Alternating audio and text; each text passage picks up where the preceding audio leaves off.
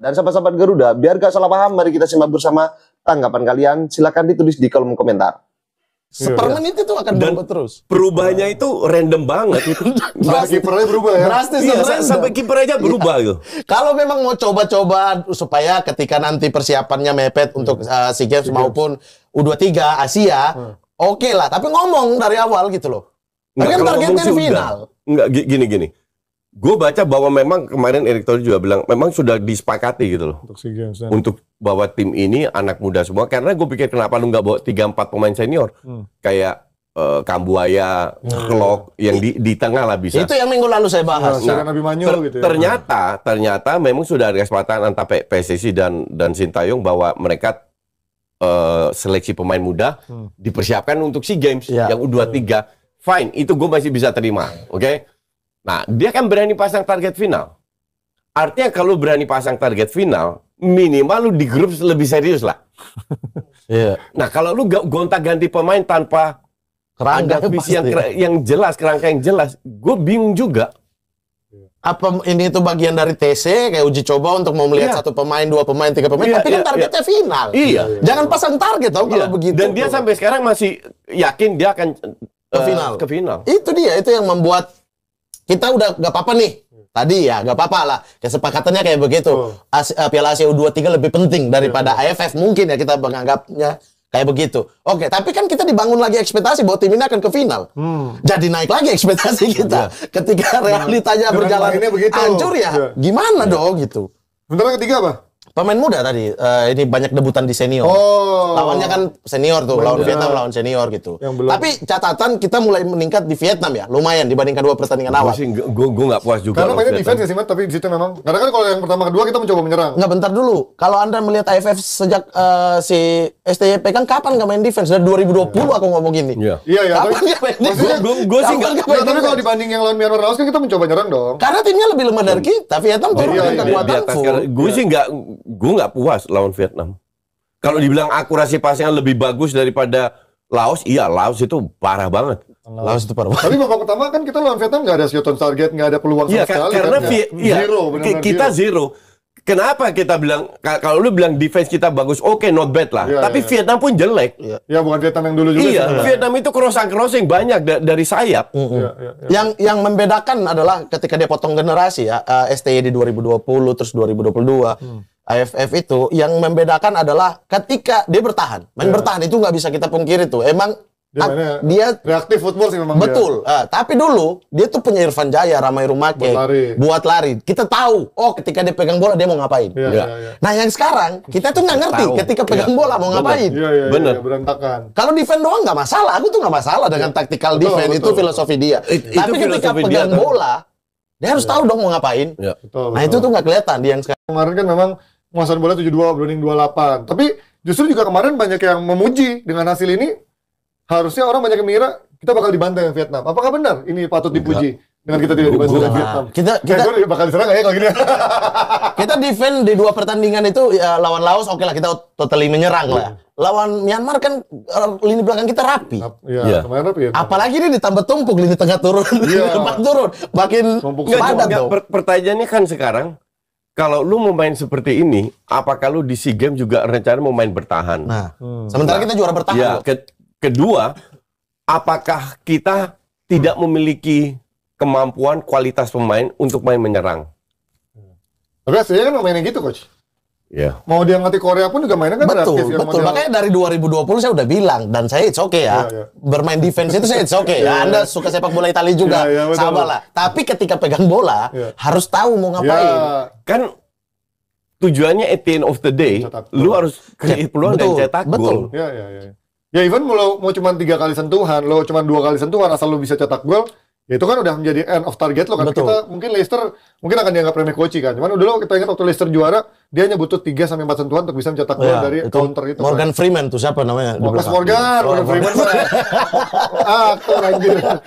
Ya sementara kalau di BSC ini kelihatan ketika counter kita kayak berantakan banget ketika mau main tengah. Betul. 90 menit itu 2 peluang dari Detan. Betul. Yang sama strike. Karena nomor 2 yang saya bilang taktik.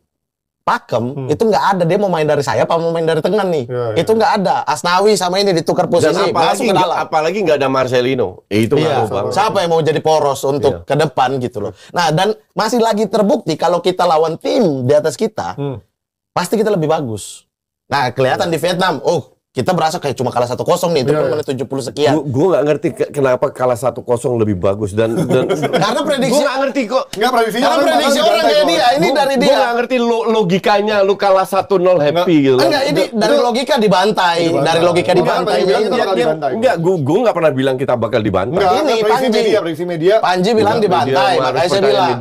Dengan gini, kita waktu kemarin dengan skuad yang ada diaspora aja. Bisa menangnya kan juga nggak terlalu bantai kan. Kita menang 3-0 loh lawan Vietnam. Iya, tapi kan itu dengan skuad diaspora kan. Iya. Iya kan. Nah sekarang kan dengan skuad yang lu pasti juga banyak yang nggak tahu kan.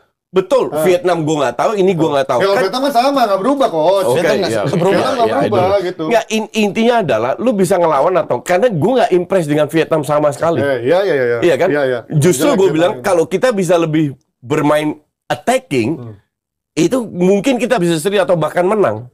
Tapi even dengan diaspora kan juga mainnya nggak attacking waktu lawan Vietnam sebenarnya. Reaktif kita juga maksudnya. 2 gol itu dari corner. 2 gol itu bola dan 1 serangan. Tapi mereka nggak bisa cetak gol juga. Apakah mereka dapat peluang? I don't think so, nggak banyak juga. Iya, makanya ya kita balik lagi, kita mau ngomong berbusa-busa pun ya filosofi STY dari awal melatih tim ini seperti itu gitu loh, reaktif football.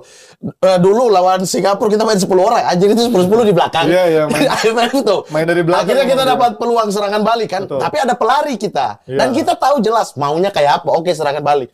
Yang sekarang itu nggak tahu. Arhan sama Asnan sampai sekarang tukar posisi, kita masih debat di sini. Masih debat di sini. Itu apa filosofinya? Kita mengira-ngira, oke dia pengen masuk ke dalam, tendangan dari luar kotak penalti kan. Oke, berarti main dari tengah dong.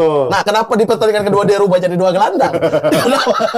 Jadinya nggak ada pakem yang jelas maunya apa. Atau mungkin emang ini dijadikan ajang eksperimen sebanyak-banyaknya oleh STY untuk menuju SEA Games dan Piala Asia. Pada akhirnya kita akan bersepakat itu aja. Tapi targetnya final. Memang tujuannya itu. Ya mungkin dengan main begini dia yakin bisa masuk final. Wah, berarti dia meremehkan sekali bener AFF berarti ya. Jangan-jangan emang mungkin dianggap kita akan main seperti itu. Kalau saya sama itu ada kesepakatan ya buat ajang uji coba ya ajang coba. Gue juga nggak pernah bilang kita jadi juara dan untuk gue nggak begitu gini. Kita nggak juara nggak masuk kan untuk gue nggak begitu penting skor. Tapi yang bikin gue sangat kecewa ada permainannya. Progresnya nggak ada. Itu jelek banget gue bilang. Betul. Dan terlalu bertahan. Ya. Sementara kita ini bukan tim yang memiliki kayak Italia itu kan budayanya sudah bertahan kan, ya kan?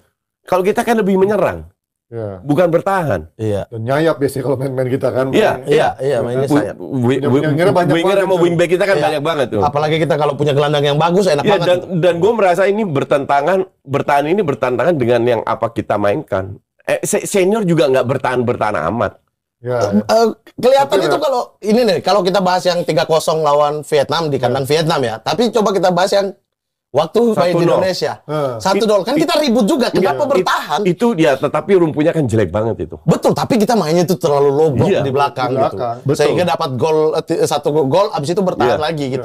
Itu yang selalu terjadi. Nah, waktu lawan Vietnam lebih keluar di kandang Vietnam waktu itu. Akhirnya kita bisa curi tuh dari corner, Ragnar kecepatannya. Ragnar tiba-tiba 1 gol debut kan waktu itu. Dan itu tuh selalu, dan dari 2020 saya udah bilang, tapi saya nggak anti atas permainan bertahan. Cuma makin kesini makin nggak ada plan bola itu ketika kita punya, kita mau apa ini? Mau main dari belakang, satu sentuhan, 2 sentuhan, atau mau langsung kelihatan lebih banyak adalah long ball kan ke sayap-sayap. Karena kalau memang bermain dengan bertahan ataupun dengan reaktif football, pasti ujung-ujungnya yang dilihat orang adalah hasilnya kan. Beda dengan lo main bagus, main attacking, kalaupun lu nggak menang, orang akan melihat, mengapresiat, oh main lu bagus gitu, walaupun lu nggak menang. Itu bedanya kan. Ini tuh kayak Koci kesel sama Deskam, punya skuad yang mewah, tapi Giroud harus turun bertahan. Ya, itu makanya saya bela Strike, karena Strike disuruh bertahan. Giroud juga 1 gol di Piala Dunia. Sayap-sayapnya yang hidup tuh. Ya kayak begitu sebenarnya. Piala Dunia nggak ada gol ya? Gak ada gol, gak ada gol. Tapi main terus kan? Berfungsi terus kan? Dia juara tanpa cetak gol. Makanya. Dan itu juga terjadi di Prancis yang dulu siapa strikernya sebelum Giroud? Siapa? Griezmann. Bukan, dulu. Dugari ya. Dugari sama Guifa. Itu juga 0 gol gitu. Ya makanya saya bela Strike karena Strike belum dikasih skema yang semau dia gitu loh yang menjadi killer. Ya, walaupun dia nggak dikasih skema, strike jelas-jelas di AFF ini tiap kali dia tampil itu tampil dominan. Betul, betul. Nggak ada bisa rebut bola main-to-main lah sama Tapi dia. kenapa nggak dimainin jadi starter? Itu dia juga. Itu selalu yang pertanyaan kita ya. Nggak ngerti, gue bener-bener blur. Makanya kembali ke yang pertama, ngapain 5 orang itu di bawah udah simpang. Daripada merusak psikologis mereka kan, tekanan macam-macam itu kasihan. Sampai Marcel itu kapan sih main kasar? Iya itu dia. Kapan sih? Dia ini kan pemain stylish. Frustrasi Dia kayaknya. frustrasi. Harus bantu defense, Iya. tutupin Arkan Fikri sama Dia tuh gak pernah bikin Raihan. pelanggaran kayak begitu. Coach kita tuh ketahan, mending versus kita bikin off air gimana? Itu lebih enak tuh gua. Pak Ketum menargetin harus menang, Pak. Itu jadi beban sendiri nggak sih di tim itu? Tidak. Satu gini, kita sudah menghitung sebenarnya. Kita sudah menghitung dari pertandingan pertama, kedua, ketiga, sampai dengan terakhir ini.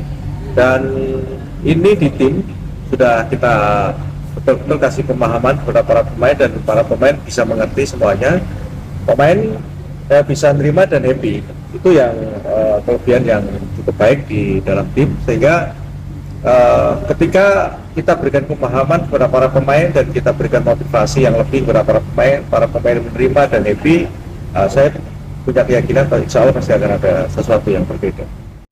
Oke, sahabat-sahabat Garuda fans, saya rasa cukup statement barusan. Jadi bagaimana tanggapan kalian? Silahkan ditulis di kolom komentar. Dan jangan lupa like dan subscribe channel ini agar kalian tidak ketinggalan informasi penting khususnya Timnas Indonesia. Salam sepak bola keren, salam sepak bola bersih bersama Bapak Erick Thohir. Timnas Garuda akan terbang tinggi bersama Bapak Erick Thohir. Timnas Garuda Jaya bersama saya. Salam olahraga.